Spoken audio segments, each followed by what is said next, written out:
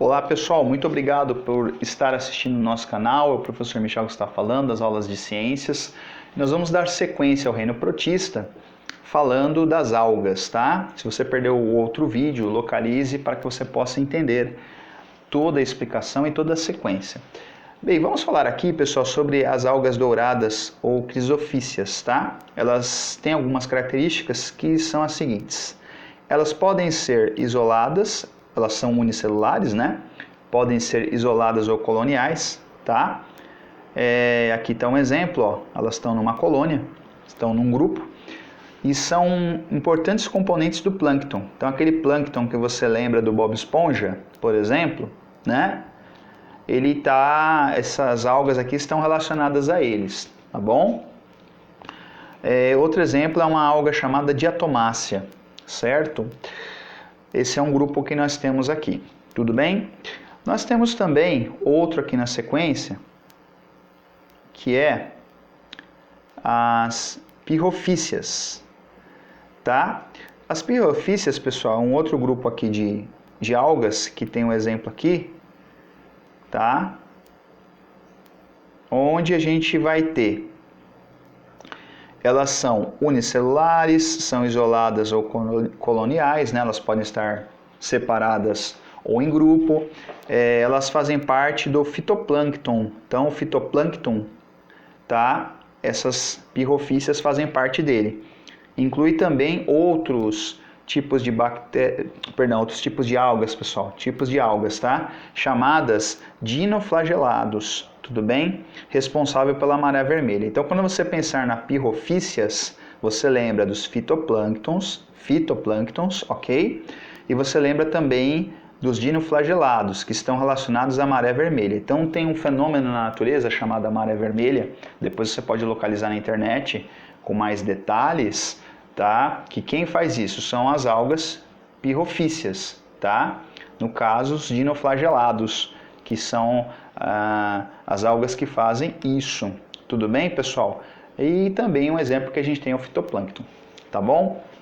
Um último grupo que nós temos aqui que é importante citar, pessoal, é a questão do Myxomicetus, tá? Esses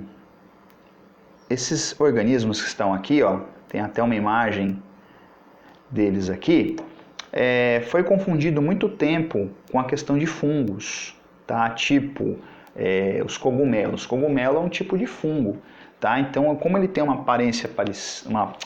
aparência semelhante, melhor dizendo, né? Aparência semelhante, ele foi observado dessa maneira. Poxa, será que isso aqui é um fungo? Esses organismos pertencem a que reino, né? Então ficou esse debate muito tempo. Então aqui tem algumas características importantes para que você venha entender sobre Myxomicetus, tá bom? Bom, eles têm aspecto de fungo, como está falando aqui, certo? Eles crescem em solos ricos em nutrientes orgânicos. Então, onde há restos de vegetais, onde há restos de animais ali, de matéria orgânica, eles estão ali absorvendo, tá bom? Se alimentando ali.